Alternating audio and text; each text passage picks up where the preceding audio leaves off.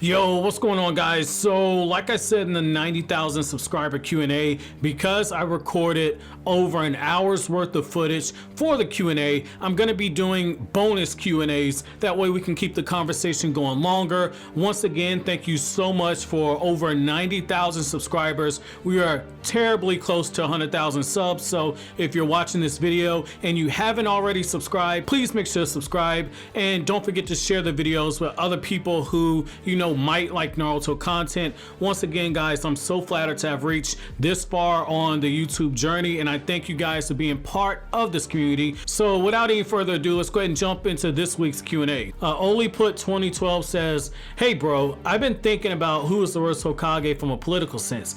My answer is Hiruzen. You'll be right, because based on his handling of Naruto's upbringing, Danzo and the Uchiha situation. My question to you is, who do you think has been the worst leader in the series based on the political decisions?"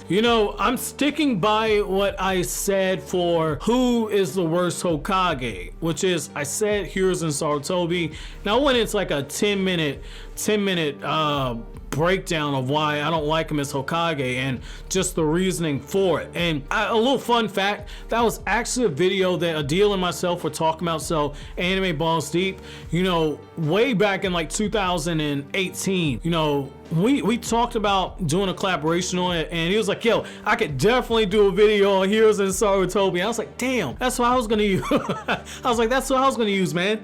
Damn. And so because of scheduling issues on my end, we never really linked up to do that video. So I just said, screw it. I sat on for a while. I was like, screw it, man. I'm holding up our collaborations. I got too much going on. Let me just go ahead and just do this on my own. So that'd have been really fun, man. I wanted to do that one as a podcast setting. But yeah, Heroes and Sarutobi. If you want to know why, I would say check out that video. Let's see. So Emmanuel Sola asks, why do you think the Boruto manga and anime took different routes? Okay, there's a couple of reasons for this.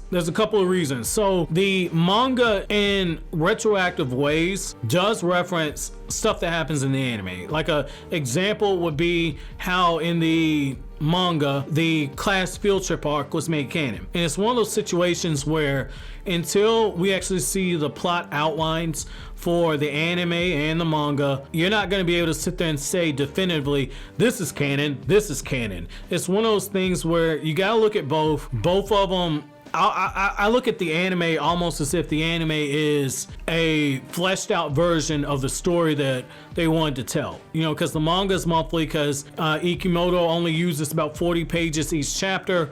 You can't pack everything you want to do into that. Even for Masashi Kishimoto, when he was going weekly, Kishimoto had leftover ideas that when he jumped onto the Naruto Shippuden Road to the Ninja movie and he did the storyboards for him, which was a big deal in 2012, because that was the first time Kishimoto got involved in one of those movies that in depth. It was based on ideas he couldn't incorporate into the manga due to a bunch of different factors. So that's one thing based on the canon and non-canon debates that we have going on. Now, to directly answer your question, it's one of those things where because the manga is monthly, and this is gonna piss some people off, but I'm gonna keep it real with you.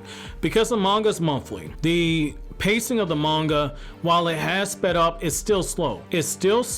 And if you just adapted the manga chapters to the anime, even if you flesh out the stuff in the anime and you make each arc that's in the manga like 15 episodes, eventually the anime, if it just stuck to canon, if it just stuck to the manga, would catch the anime in a little over a year. And so what's basically happened, and this happens with anime all the time, especially with serializations that are still ongoing, you have situations where the anime and manga start out going in the same direction. They go in the same direction, they start telling the same story, and then the anime starts to make divergence because the anime is starting to catch the manga. This happened at times with the Bleach anime. This happened at times with the Naruto anime. Little fun fact, there are times where the Naruto anime started to catch the manga, and that's how you get 80 episodes of freaking filler at the end of the first Naruto series. Filler that contradicted the hell out of what was going on in the manga, contradicted the hell out of a lot of the stuff that happened earlier in the series, but because the anime and manga were so close, that's why there were 80 episodes between between Sasuke leaving the village with Orochimaru to go train, and with Naruto leaving to go train with Jiraiya. That's why there was a huge gap. Like when you see Sasuke walking with Orochimaru through his hideout, and then you see Naruto in the hospital, literally in that same chapter, Naruto goes to train with Jiraiya. Like, it should have went that way because how close they were. That's one of the things that happened. So the other thing you have to look at is the Boruto anime actually tried this. They actually tried to offset this by starting the series when they were in the academy, starting the series where you had to go through the entire time Boruto's in the academy, and then the entire year between the events of Naruto Gaiden and Boruto the movie, where they did the tuning exams / versus Momoshiki arc. They tried to flesh things out and go that direction. When we got to Naruto Gaiden, they added extra scenes in the anime adaptation for it. But the problem is again, because of where we're at, the anime can't touch on the manga content, or else if they start doing those arcs, all of a sudden it gets too damn close. So I mean, that's what happens. That's essentially what happens. So they end up going in different directions. And if something like that happens, you get to one of those situations where you have anime canon and you have manga canon, and it's one of those things where they just completely diverge. They completely diverge and they become a different story. And you can tell because Kodachi is overseeing the writing for both the anime and the manga. It's one of those things where he's trying to connect these in some kind of way, shape, form, or fashion, even if it's with small changes, like when they adapted parts of the card game in the Boruto anime, where you saw them buying those cards, and you got the Metal League versus Boruto thing. They added stuff in there, but that was parts of the stuff from the manga as well. But they changed over some of the characters and some of the dialogues. I mean, it's one of those things where they have to make those changes, otherwise the anime's gonna catch up to the manga. If the manga was weekly, we wouldn't have this problem. All right, so Matt asks, so if Kawaki gets Jigen's abilities from karma, Boruto should get Momoshiki's abilities, right? Like maybe he could absorb people's jutsu via the karma and shoot it back like Momoshiki did. Yeah, I think so as well. And I think that we've actually already seen that. We've already seen that because when Boruto was using his Rasengan, and if it sounds like you read the manga, so you should know this. When Boruto was using his Rasengan in the Majina Bandits arc, slight spoiler for anime only viewers, but Boruto actually absorbed his own jutsu. And when the Kawaki arc starts, I mean, Boruto absorbed another jutsu. So I mean, it's one of those things where, yeah, they're setting that up. And what I love about that is Momoshiki's ability is freaking overpowered. So to give that with a character like Boruto, all of a sudden that makes Boruto a very dangerous character. Because what if he just absorbs, like say Sasuke is training him, Sasuke uses Kirin, and Boruto absorbs the attack and shoots it back? It's gonna be more powerful than what Sasuke shot back out. So I mean, it's one of those things where it could work, and if you have an Sasuke invasion, it could definitely help level the playing field, but you got to make it feel earned that Boruto can contain that level of power and control it. But yeah, I agree with you on that. So Happy Hours Together says, why can't Obito use Susanoo? Oh man, well, it's a couple of things. All right, and this is headcanon, but it's based on information from the series. So Obito, technically, when Obito awakened his Mangekyo Sharingan, his other eye was inside of Kakashi, so he didn't awaken both eyes in his own body. The moment he got both eyes, then yeah, that's the whole reason why Kakashi was able to use his Susanoo, because he had it. We saw characters like Madara use Susanoo when they were blind, but that's because the chakra, the spiritual chakra from both eyes, was already laying resonant in the side of their body. Like remnants of it was already there. So I mean, I think that's why Obito never used Susanoo, simply because technically he didn't awaken Mangekyo Sharingan in both eyes inside of his body. That's how I always interpret it.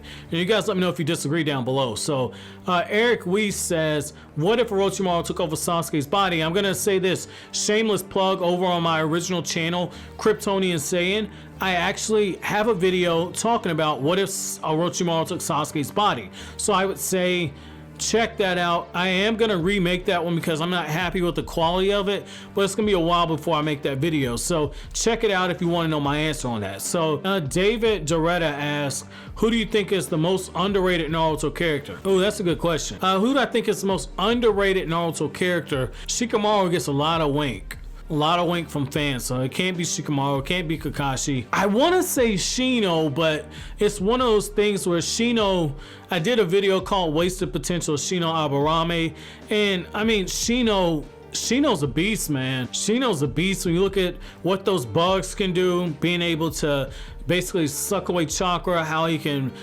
track people. I mean, Shino's very skilled, very calculating. Like if the tuning exams would have continued, I could see a scenario where he would have made tuning, and he probably could have made jonin if he was given an opportunity to flex. I mean, I still say Shino. Even though you have all these other powerful characters, I'm still gonna say Shino. Malu asks, and let me know if I said your name right. If I said it wrong, I'm sorry. Which couple do you think will have the best teamwork? Me, I personally think it's Sasuke and Sakura. Oh. I'm gonna agree with you. And I'm gonna base it just based on everything that happened in the Sasuke Resident novel. I'm gonna base on that. Sasuke and Sakura work good together as a team. They work really good together as a team. Their skills complement each other. Sakura's way more skilled than people are giving her credit for. Some of the stuff she did in that novel is absolutely insane. I mean, Hinata, what can she offer Naruto that Naruto can't already do himself? He can sense with his different modes. Hinata can see like chakra points and everything, but I mean, Hinata, nah, like I'm gonna go there again. That might trash people. I'm not even saying that as a Hinata hate. I'm not even saying that. I think it's Sasuke and Sakura. So NY Panther asks, considering how Gaara has gotten much stronger in Boruto, he did quite well against Orochimaru. Who from the Akatsuki could he beat now? I mean, hell, don't even just use Orochimaru. Like, look at how well the 5 Kage did against Kinshiki when they were fighting him. Like, the 5 Kage were keeping up with the dude. If you go by the Boruto Naruto, the movie character information that was given to us, like, Kinshiki, his attacks were stated to be able to split a planet. So I mean, in the Boruto novels, not the manga, but in the novels, like Momoshiki was casually destroying planets. So I mean, it's one of those things where the 5 Kage of this generation, contrary to popular belief, the 5 Kage of this generation are a lot stronger than people give them credit for. I've held off on doing true power for these characters. So I would say if Gaara had to fight against all of these Akatsuki members, and he didn't fight them all at once, but it was just like one-on-one battles, I say Gaara beats all of them. Like, but again, I don't scale, I don't do versus battles, but I don't know. I mean, the 5 Kage now are a lot more powerful, man. I would definitely say kick that one over to like the people that Powers got. I say kick that one over to them. I say kick it over to them on that one. But I would feel confident saying that Gaara, given what we saw and just given what the 5 Kage could do, they could probably wash. So let's see. Messiah City says Madara Rinnegan versus Hashirama is a stalemate. Oh man, I know what you're referring to. Oh man, I know what you're referring to. No man, no, Hashirama doesn't stalemate Madara with the Rinnegan. Like EMS Madara, if you go by what you saw in the anime, EMS Madara was able to push Hashirama, had this dude breathing heavy as hell when they were fighting each other in the Valley of the End. Like EMS Madara was pushing this dude. If Madara had the Rinnegan and was fighting Hashirama, he washed. Let's see, man. Let's see. Matrix asks, Avenged Gamer asks, should they have made Boruto end at Naruto? I'm gonna say this. I think Boruto is a good idea. I personally would have started the story with that flash forward sequence. I've said this before, some people agree with me, some people didn't. I would have started with that flash forward sequence because it's a writing technique where you start a story at the midway point and then you fill in the details through flashbacks and narrative exposition, and it forces the reader to just catch up. So you start at like a huge highlight. So you have Boruto versus Kawaki. A lot of the questions, if you go back on the forums and read the responses to chapter 1, a lot of people like, what happened to Konoha? How did it get destroyed? Where was Naruto? That was stuff you could have built on a monthly basis. And you could have continued everything and then filled in a lot more of the information, and that would have given the anime an opportunity to actually flesh things out. So I'm gonna say I would have done things that way. But when it comes to the Naruto series, I don't buy this thing that, they didn't want the Naruto Shippuden anime to go over 500 episodes. I'm not buying that. I'm not buying that at all. Until you can show me a quote with somebody that was a director or a producer on the series, I'm not buying that. They didn't want the Naruto series to go over 720 chapters, or excuse me, 720 episodes, because that would exceed the number of chapters that newsflash, the series ended in 700 chapters. Naruto Gaiden was 710. So they already exceeded the number of episodes to chapter. So how I would have ended Naruto Shippuden, how I would have done it to continue the transition over to the Boruto franchise. This is just me. Again, this is just me. But the way I would have done this is I would have ended with episode 480, where you have Naruto and Sasuke gets the headband back. And then I would have adapted each of the Naruto novels. I would have done it chronologically. So I wouldn't have done that boyhood arc. I wouldn't have done that. I would have started off with the Kakashi novel. And because of everything that happens in that novel, I would have essentially taken out Kakashi, getting the Hokage hat and all this other stuff. I would have taken that part out because that wasn't in the manga, so I would have taken that out. I would have had one of those situations where they make it clear that just like how Tsunade returned to Konoha and was known as the fifth Hokage, was making decisions as the fifth Hokage, but until she had her ceremony, she wasn't officially fifth Hokage. The same thing happened with Kakashi. So I would have had the prologue be a full episode of Naruto going on missions with Sai, hunting down the sympathizers of Madara, who, after they had the Infinite Tsukuyomi dream, essentially said that dream world I was in was better than the one that I'm actually coming from. I would have had that. I would have had the massacre in the Land of Waves. I would have had Naruto go back to Zabuza's grave, like how you saw in that novel, and I covered that in a video. I would have had that in this episode.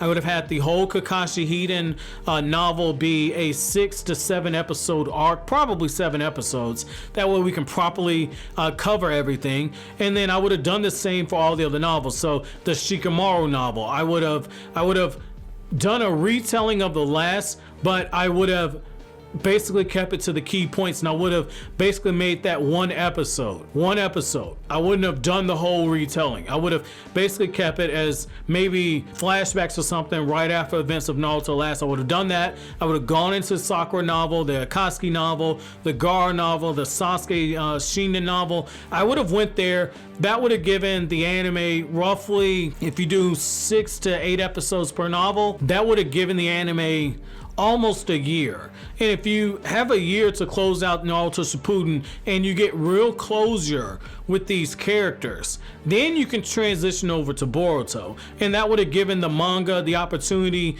to where now it would have essentially, the manga would have more material to go with. And now you can have the anime where the anime, if you want to restart with the Momoshiki arc, now you can restart with the Momoshiki retelling, and you can add in all these elements that you added in, and then you can start adapting the manga material. You can start adapting the novels in the Boruto series, and you could have given the manga more time to get further ahead, but still cover more manga content. So if they would have done this, we would have been in a situation where last fall we would have gotten the opportunity where you would have had, say, instead of the Mitsuki retrieval arc, you would have had a moment where they do the Majina Bandits arc and they just flesh it out for 15 episodes, enough for a DVD release. I think that would have been a better option. Okay, so Matrix asks, are Naruto and Sasuke last reincarnation Ashura Ninja? Yes, because they broke the cycle of hatred. That's the first thing. Second thing, Kage has been sealed away. The third thing is like they're the most recent. They haven't died. You can't reincarnate until both parties are dead. That's why when Hashirama died, there wasn't another Ashura. Ashura couldn't reincarnate into somebody until Madara died. Madara didn't die until after the events of the Third Great Ninja War. So that's one of those things. That's one of those things where, yeah. Joshua Bergen asks, do you think Sasuke and Sakura have another child? I'm gonna say yes, but that's a fan service moment. I actually have a video talking about why I think Sasuke and Sakura should have a child. another child. So I would say check that out if you haven't. Ladafan asks, every god level character can absorb chakra. So my question is, when do you think Naruto is going to be able to absorb chakra with this ninja tech arm? I mean, he's already absorbing, if I'm not mistaken, he's already absorbing jutsu with that ninja tech arm that he has. Like, I got to go back and reread the Boruto versus Naruto sparring match. I mean, he's already able to do it. They're already setting up Naruto to have a overpowered scientific ninja tool arm. You know, the fact that we have the current events in the manga now, sooner or later that's going to come. Like, whenever the situation with Naruto gets resolved, I'm not going to spoil it for the anime onlys, but whenever that situation gets resolved, Naruto's going to get that scientific ninja arm that was made for him. So that's one of those things that's going to come. But as always, guys, if you like anything I had to say, don't forget to comment, rate, subscribe, and share. Thank you so much for watching all the way to the end. Have an awesome day, guys.